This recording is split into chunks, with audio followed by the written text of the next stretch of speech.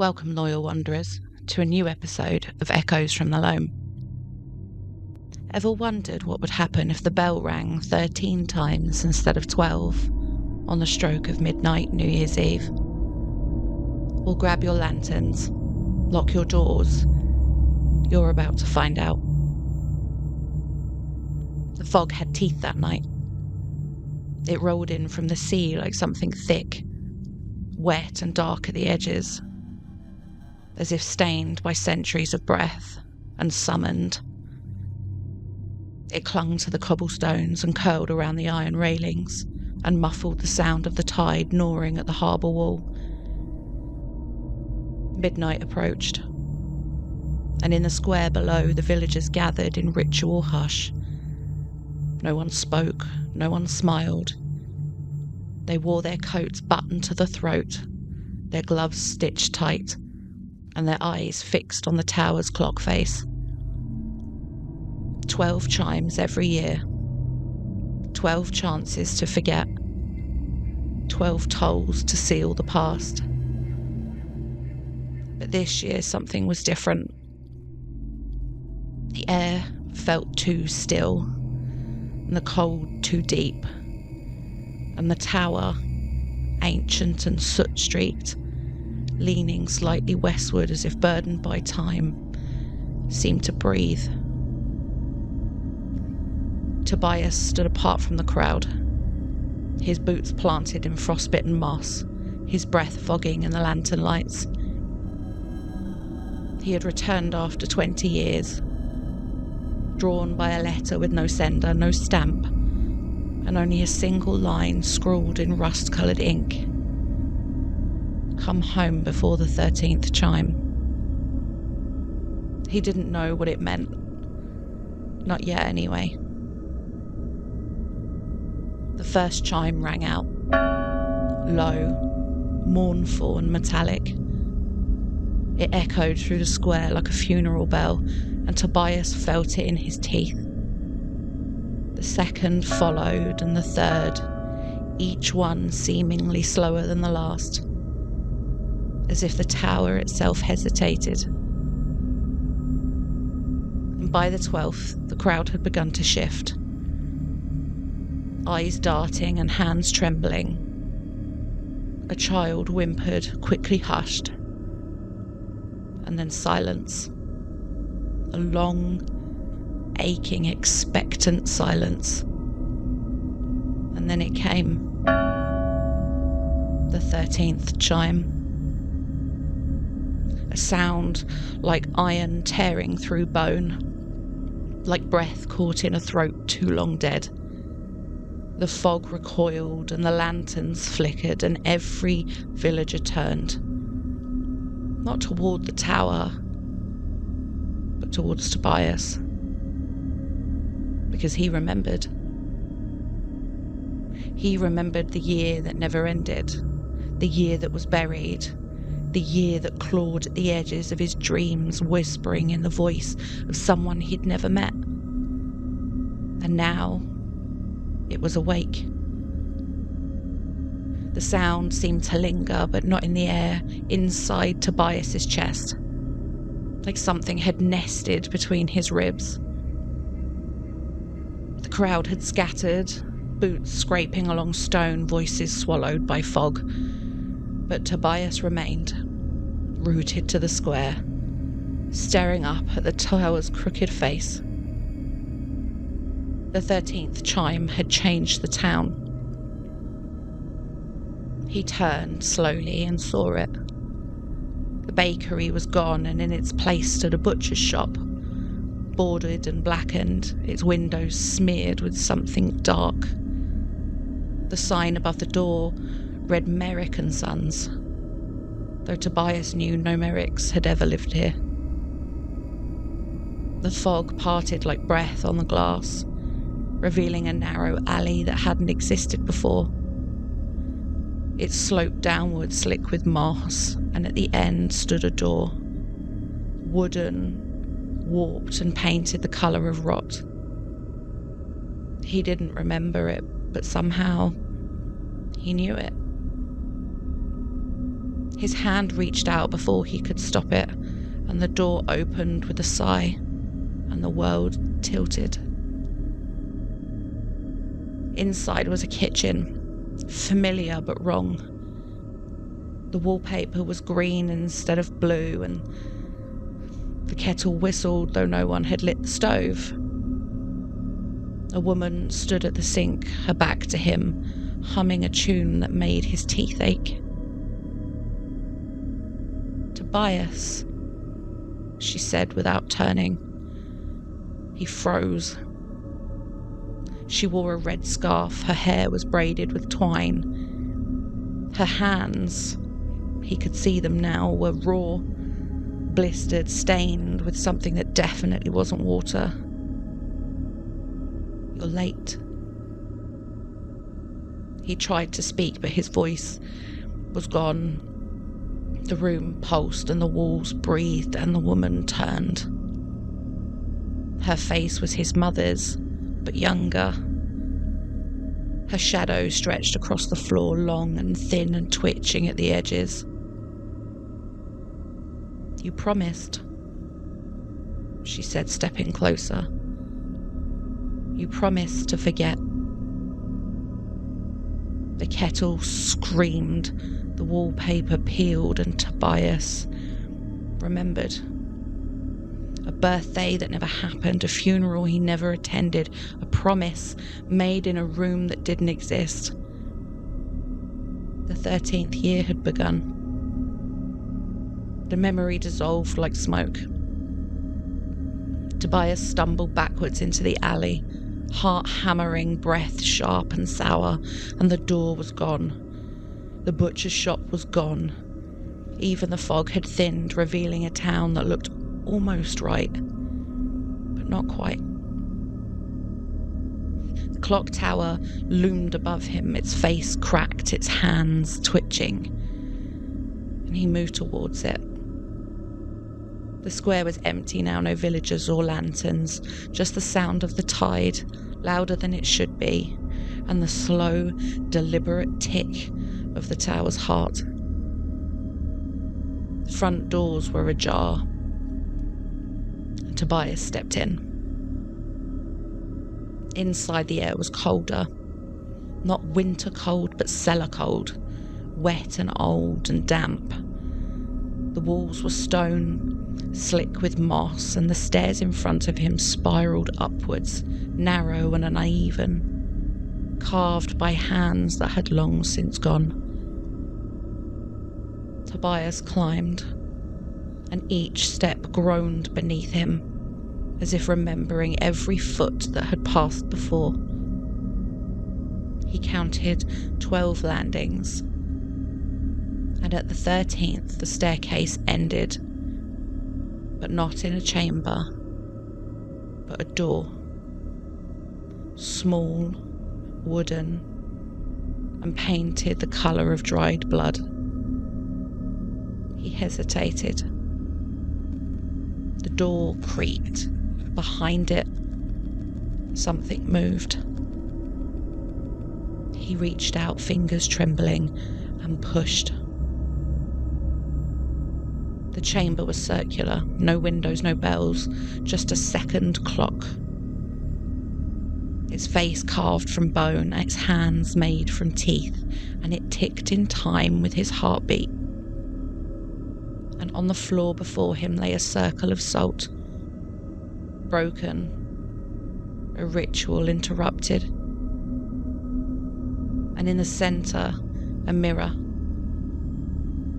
But it wasn't showing his reflection. It showed the town, but twisted. The buildings were wrong, the sky was red. The villagers wore masks stitched from their own skin, and in the square, beneath the tower, stood Tobias. But he was smiling, and his eyes were black. The clock ticked, and Tobias... The clock ticked, and Tobias remembered. The 13th year was not coming. It had already begun.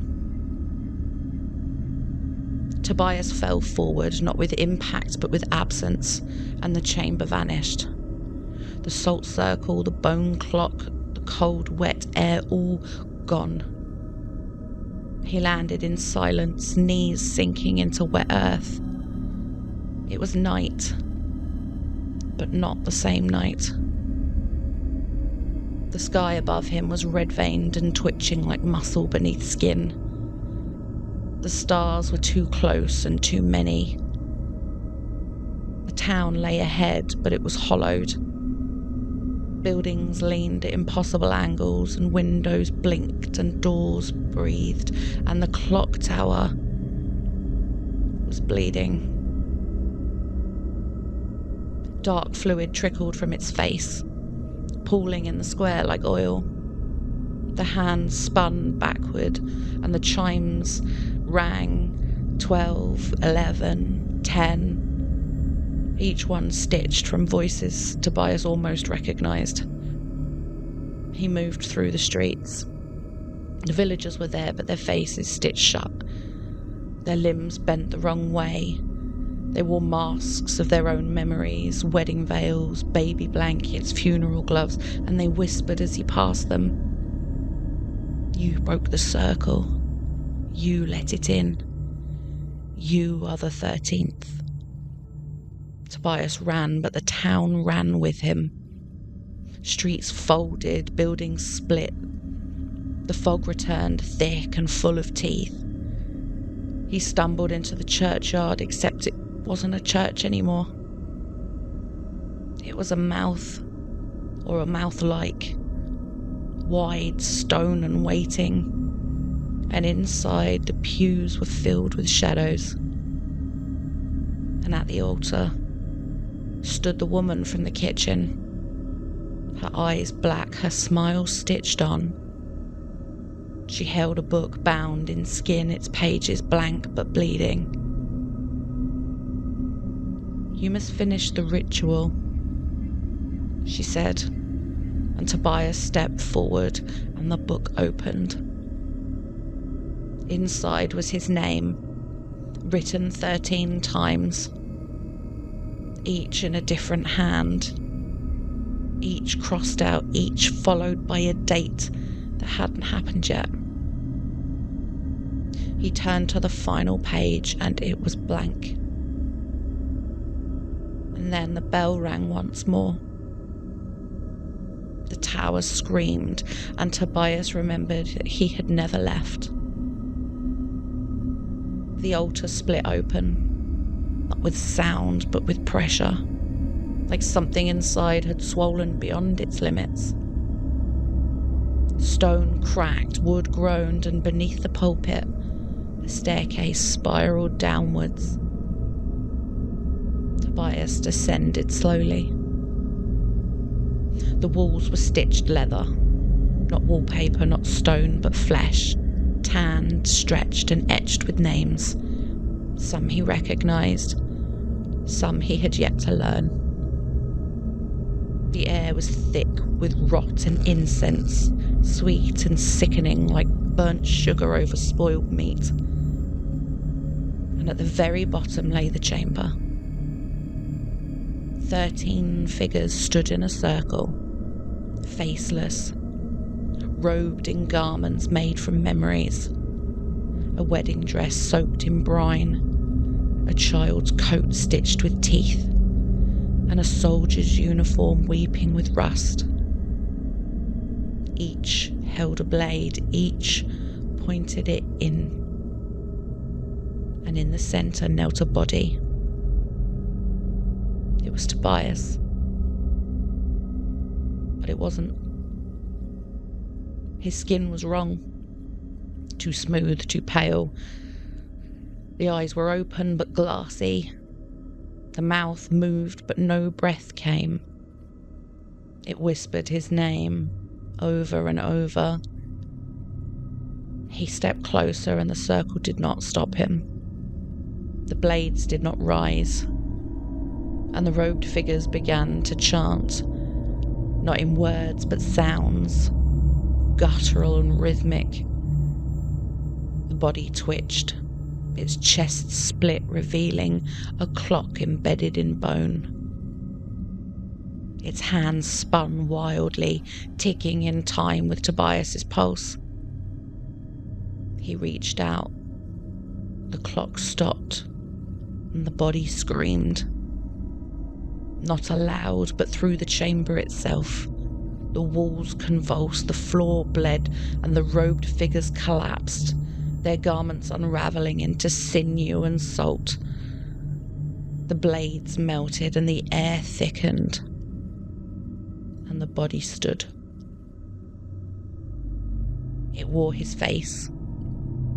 It smiled with his mouth, and it whispered, "You broke the seal.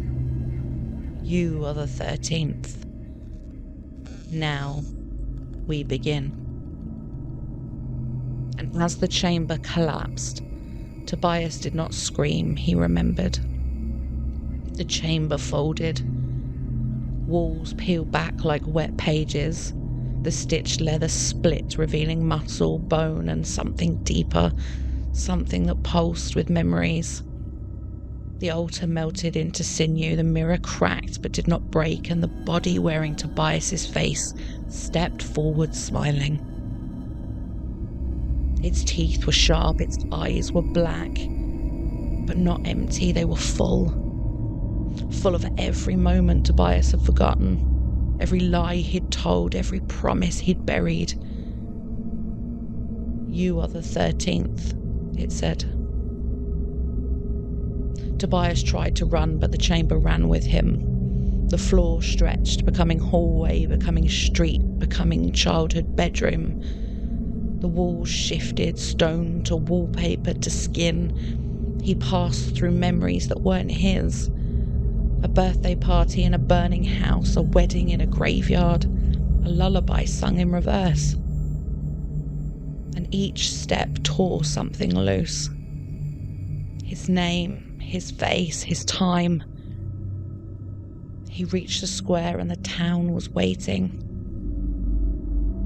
The villagers stood in a circle, their masks gone, their faces raw and open. They held clocks in their hands, broken, bleeding, ticking in reverse. The tower loomed above, its chimes silent now, its face cracked wide. And inside the crack something moved. It was him. It was not him. It was the 13th. The villagers began to chant, not words but fragments, syllables from dreams, vowels from screams, consonants from prayers never answered. The sound built, thick and wet and rising. Tobias stepped into the circle and the body met him. They touched and the world split. A final chime rang out low, slow. It echoed through bone, through breath, through time. The villagers collapsed. The tower crumbled, the sky peeled back to reveal nothing. And Tobias remembered. He had never been born. He had always been waiting. He was the 13th, the year that would never end. Happy New Year, wanderers. Listen closely with bated breath as the Happy New Year, wanderers. Listen closely with bated breath as the bell tolls at midnight. Count each one and pray. Pray the 13th doesn't come.